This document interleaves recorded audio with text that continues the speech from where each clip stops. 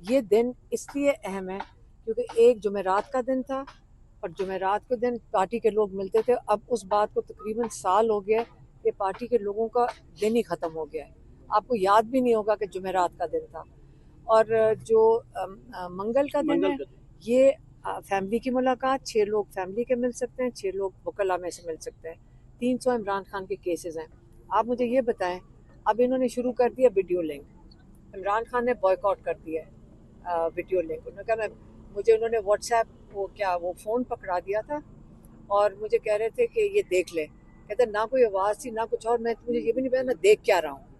और ये जो इंसाफ के तकाजे हैं उसके बिल्कुल कानून आइन हर चीज़ के ख़िलाफ़ है। तो ये आप नहीं कर सकते। ये जो इमरान खान के यहाँ तो कानून रूल ऑफ लॉ तो रहा ही नहीं है और इमरान खान के साथ एक्स प्राइम मिनिस्टर के साथ ये कर रहे हैं। तो ये इसलिए जब ये केस तोशाखाना 2 ख़त्म होगा तो इमरान खान और बुश अभी भी आइसोलेशन में चले जाएंगे। और ये ट्यूसडे का जो मंगल का दिन है, हम आज भी आए हैं, लॉयर्स भी आए हैं जिनकी मुलाकात की वो दिया हुआ था टाइम। और अगली दफ़ा हम यहाँ फिर नहीं रुकेंगे, हम फिर आगे चले जाएंगे। हमने ये इलीगल, हमें ये रोक भी नहीं सकते। आप मुझे बताइए, नाका ये इलीगल है, हमें क्यों रोक रहे हैं? जब कोर्ट ऑर्डर है हमारे पास तो इसका मतलब ये कोर्ट ऑर्डर के खिलाफ वर्जी कर रहे हैं पुलिस। तो इस वक्त कानून का तो बिल्कुल ख़त्म हो चुका है। तो हमें इंसाफ तो इस तरह नहीं मिलना। ये लीगल काम कर रहे हैं लेकिन हमारा हक बनता है कि हम सड़क पे चलकर अडयाला दिल तक पहुंचे और उनकी ड्यूटी है कि हमें इजाज़त दें कि मुलाकात कर सकें। अच्छा अलीमा खान साहब, ये बताइएगा कि कल ही आपने ये खबर दी है कि खान साहब ने कहा है कि कौम तैयारी पकड़ ली और उसके बाद कौम ने वाकई तैयारी पकड़ ली है। वो कब तक तैयारी, किस तरीके की तैयारी, कहाँ पहुँचना है, क्या लाने ये वाला मैं है? आपको बता रही हूँ। इमरान खान ने, नहीं तो मैं आपको समझा देती, मुझे खुद भी नहीं पता। उन्होंने बस एक सेंटेंस कही थी, पार्टी और लोगों को कह दो और पार्टी को कह दो तैयारी पकड़े।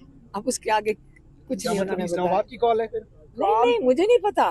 मैं कुछ नहीं कह रही हूँ। मुझे एक ही सेंटेंस थी, हम जाते जाते उन्होंने बस ये पीछे से कहा था ना। क्या एक्सपेक्टेशन है? कोई जल्द से जुलूस करेंगे, पता कोई नहीं, रैलीज मुझे नहीं करेंगे, पता। लॉन्ग मार्च होगी? जब वो इमरान खान ने बताना होगा वो बता देंगे। मैडम, पार्टी में इख्तलाफात जो सामने आए हैं तो इस हवाले से क्या कहेंगे? ये वाले शख्स जो है इनको सिर्फ एक ही सवाल आता है ये हर दफा यही पूछते हैं तो पार्टी से जाके पूछे। अच्छा मैम, इमरान खान को कल जो खबर सामने आई थी कि शिफ्ट किया जा रहा है कहीं बाहर रावलपिंडी में, तो क्या जीएचक्यू हमला केस भी चल रहा है, इसके अलावा 9 मई के हवाले से भी चल रहा है, क्या मिलिट्री कस्टडी के अंदर दिया जा सकता है? तो इमरान खान के हवाले से हमें कोई इल्म नहीं है। जब हम जेल में थे ऐसी कोई बात हुई नहीं थी। ये तो जब हमने घर पहुंचे हैं तो कोई किसी ने हमें, कोई लोगों ने फ़ोन करके मैसेजेस भेजे कि उनको शिफ्ट करें। मैंने कहा हमें तो कोई ऐसी चीज़ इतला नहीं थी, ना हमारे लॉयर्स को कोई इतला है, तो हमें कोई इतला ही नहीं है। तो इसके ऊपर हम कमेंट कैसे करेंगे? हमें खुद नहीं पता ये सब सही है। अगर मैम शिफ्ट कर लिया जाता है तो फिर क्या आप करेंगे? हमें अंदाज़ा ही नहीं कि कहाँ शिफ्ट करना चाह रहे हैं और किस लिए करना चाह रहे हैं। कोई जेल, वहाँ कोई जेल तो नहीं है, तो उसका मकसद क्या है? और मतलब ये लीगल है कि नहीं है ये तो हमने कभी सुना नहीं है। तो ये हम लॉयर से बात करेंगे जब कल तोशाखाना केस में आएंगे, इमरान खान से भी बात करेंगे इस चीज़। अच्छा अलीमा खान साहब, ये बताइएगा, कल खान साहब ने एक जुमला बोला और कौम उसके ऊपर बिल्कुल तैयार हो चुकी है। दूसरा मुझे ये बताइए कि खान साहब के बच्चों का क्या स्टेटस है? क्या वो पाकिस्तान आना चाह रहे हैं, आना चाहते अभी हैं? तक रुकावट है? देखिए, आना चाहते हैं। लेकिन उन जो वहाँ के फॉरेन सेक्रेटरी है ब्रिटिश, उन्होंने कहा था कि आप उस पर ट्रैवल करें क्योंकि उनको धमकियाँ दी जा रही हैं यहाँ पे पाकिस्तान आने पे। तो उन्होंने कहा कि आप ब्रिटिश पासपोर्ट के ऊपर ट्रैवल करें, और वो उन्होंने अप्लाई किया हुआ है और उसका जवाब पाकिस्तान हाई कमीशन नहीं दे रही। वो डरते हैं कि बच्चे ना आ जाएं, लेकिन आएंगे लेकिन इंशाल्लाह ख्वाजा आएंगे। आसिफ साहब ने बड़ी स्टेटमेंट दी, उन्होंने कहा कि खान साहब के बच्चे आए, कोई गिरफ्तारी नहीं तो की वीज़ा दे दें, फिर वीज़ा दे दें। उन्होंने तो कह दिया है तो वीज़ा दे दें। वीज़ा दे के उनके ब्रिटिश पासपोर्ट पे वीज़ा लगेगा, वो आ जाएंगे। मैडम जो गंडापुर में आप इल्जाम लगाए हैं और गंडापुर की 8:30 बजे मुलाकात हो जाती है अडयाला जेल में, इसके बारे में क्या कहेंगे? वो तो मैंने बता दिया था पहले। अच्छा मैडम, ये बताइएगा कि आपके दिन की स्टेटमेंट के बाद 2 सूबाई वज़रा के इस्तीफे पहुंच चुके हैं। नहीं, मेरे ख्याल में वो मैंने उनसे पूछा है कि जो यहाँ केपी के लोग पड़े थे, वो कहते वो तो कल से उनका फैसला हुआ था। मैडम इतलात मौसूल हो रही है कि खान साहब ने अली अमीन गंडापुर से इस्तीफा तलब कर दिया, इसमें कितनी ताकत है? नहीं, मेरा ठीक है, मैं तो सिर्फ वो बताया जो इमरान खान ने हमें बताया। मैडम अली अमीन खान ने आपको MI6 का एजेंट कहा है, हम इसकी मजम्मत करते हैं। नहीं, कोई बात नहीं, हमें आजकल MI6 भी कह दें, ISI भी कह दें, पुलिस भी कह दें, सारी अपनी है, हमारे ही तो लोग हैं सारे। MI भी हमारी है, MI6 भी हमारी है, हम भी आपके अपने हैं, हम भी साफी हैं, हम भी आपके अपने हैं। पुलिस भी हमारी है। कर रहे हैं आपके ऊपर, ये इल्जाम लगा, देख सकती हैं आप। मेरी बात सुने, MI भी क्या किसी और मुल्क की है? पाकिस्तान की है। जब ये जुल्म नहीं करेगी। अच्छा, MI6 बाहर की है, सॉरी। MI कौन सी है? ISI और क्या IB। हमारे टैक्स पेयर से पैसे जा रहे हैं बेटा, कैसे हो गया कि हमारे नहीं है? हम उनके वो क्या है, पे मास्टर्स हैं, हम पे करते हैं उनके लिए, हमने उनको इदारे बनाए हैं कि हमारी हिफाजत करेंगे। इस वक्त हमारे ऊपर ही जुल्म कर रहे हैं। तो मैडम पाक फौज के लिए तो फिर आपको दे दे, वो भी हमारे मेरे हस्बैंड एयर फोर्स में थे, तमगा विसालत मिला हुआ है उन्हें, हम फोर्सेस से हैं, हमारी फैमिली है फौज के अंदर काफ़ी।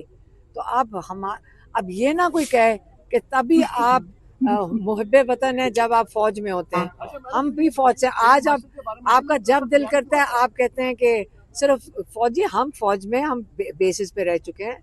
हम हमारे से ज़्यादा किसको पता होगा कि जो अपने जो हर एक के ऊपर ये जो फतवा लगा देते हैं ना कि जी ये गद्दार है, गद्दार सिर्फ वो है जो अपने मुल्क के अंदर अपने मुल्क को नुकसान पहुंचाए बाहर के लोगों के साथ मिलकर। याद रखना, गद्दार सिर्फ सुने मेरी बात सुने, गद्दार सिर्फ वो होता है जो बाहर के मुल्कों के साथ मिलकर अपने मुल्क में नुकसान पहुंचाए, उसको गद्दारी कहते हैं, उसको ट्रीजन कहते हैं, उसके ऊपर आर्टिकल 6 लगता है। और आपको पता है ना ECP का जो क्या चेयरमैन होता है, क्या होता है? ECP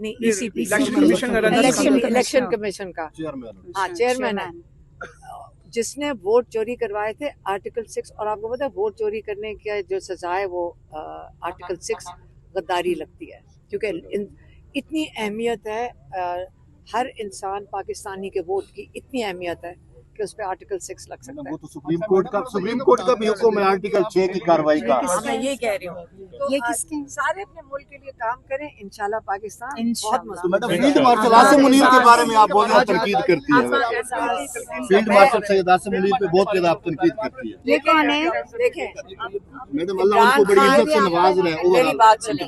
मेरी बात सुने, जब इमरान खान मैसेज भेजते हैं, वो एक्स प्राइम मिनिस्टर हैं और उनके पीछे 80% लोग खड़े हैं, और जब वो मैसेज भेजेंगे, इमरान खान ने कहा हुआ है इलेक्टेड लोगों की क्यों इज्जत करनी चाहिए कि उनके पीछे 1 लाख बंदा खड़ा होता है, एक बंदे के पीछे 1 लाख नहीं, 1 लाख तो वोटर खड़ा होगा, उसकी फैमिली सारी मिला दो जो घर के अंदर होती, 4-5 लाख एक नुमाइंदे के पीछे खड़ा है। इसलिए उनकी अहमियत होती है। यहाँ पे पुलिस उठा के, एक सिपाही उठा के उनको डंडों से मारना शुरू कर देता है, इसका मतलब वो 5 लाख लोगों को डंडा मार रहे हैं। इसलिए आपने इज्जत करनी है, क्योंकि जो लोग वोट लेके आते हैं आप अपनी आवाम की इज्जत करेंगे, ठीक है। और इसी तरह जो आसिम मुनीर हैं वो फौज में गए थे, उनका अहद पढ़ लें कि उन्होंने क्या अहद करके आए थे पाकिस्तान के लिए। इसकी हिफाजत हमारे बॉर्डर्स की करेंगे, ठीक है, हमारे बॉर्डर्स की, इंडिया की तरफ। इंडिया के खिलाफ तो वो जीते हैं मैडम, इंडिया के खिलाफ तो वो जीते हैं। हमारी एयरफोर्स ने बहुत जबरदस्त किया था। आपने कहा था कि नूरा कुश्ती है पाकिस्तान और इंडिया की। बताती हूँ आपको, आप जरा JD वैंस की मैसेज, वो जो उसने एक टॉक के अंदर बात की थी, सिर्फ उसको सुन ले, मैं उसकी बात कर रही हूँ। मैडम जो आप JD वैंस, एक सेकंड, JD वैंस का सुन ले। JD वैंस ने उस वक्त कहा था ये अभी थोड़ा सा मार लेंगे और फिर कुछ नहीं होगा, ये करते रहते हैं।